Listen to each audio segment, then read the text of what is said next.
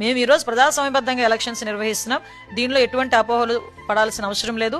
పులివెందుల ప్రాంతానికి సంబంధించిన పులివెందుల మున్సిపాలిటీలో నివాసం ఉండే కడప సిట్టింగ్ ఎంపీ అవినాష్ రెడ్డి ఆ ప్రాంతంలో ఉండొద్దు అంటే ఆయన అరెస్ట్ చేసి పోలీసులు ఎక్కడికో తీసుకెళ్లిపోతారు. ఓ మంత్రి పోలింగ్ బూత్లోకి వెళ్తారు. అక్కడ పోటీ చేసిన అభ్యర్థికి అధికారం ఉంటుంది, అవకాశం ఉంటుంది వెళ్ళడానికి. ఓ మంత్రి ఏ రకంగా పోలింగ్ బూత్లోకి వెళ్తారు? సిట్టింగ్ ఎంపీ తన ఊర్లో తన ఇంట్లో తానుంటే నిబంధనలకు విరుద్ధం ఎన్నికలు జరగకుండా అడ్డుకుంటున్నారంటే ఓ మంత్రి రాష్ట్ర ప్రభుత్వంలో మంత్రిగా ఉన్న వ్యక్తి పోలింగ్ బూత్లోకి వెళ్లి పోలింగ్ సరళిని పర్యవేక్షించడం ఏంటి? ఏ రకమైన ఫ్రీ అండ్ ఫెయిర్ ఎలక్షన్ గా చూడాలి? ప్రజాస్వామ్య పద్ధతి దానికి దేనికైనా వ్యతిరేకత ఏదైనా ఉందేమో చెప్పమనండి. చీరల పంపిణీ, డబ్బుల పంపిణీ, దౌర్జన్యం, ఓట్లు తొలగించడం, బూతులు మార్చేయడం, ఇతర ప్రాంతాలకు సంబంధించిన వాళ్ళు వచ్చి ఓట్లు వేయడం, ఓ పార్టీకి సంబంధించిన వాళ్ళని టార్గెట్ చేసి నిర్బంధించడం, బూతుల్లో నుంచి ఓ పార్టీకి సంబంధించిన కార్యకర్తల్ని బయటికి గుంజి కొట్టడం, ఇవన్నీ జరిగిన తర్వాత అక్కడ ఫ్రీ అండ్ ఫెయిర్ ఎలక్షన్ జరిగిందని ఎవరైనా అనుకుంటే ఇంకా వాళ్ళని అమాయకులు అనాలో ఇంకేమైనా అనాలో అర్థం కాని పరిస్థితి.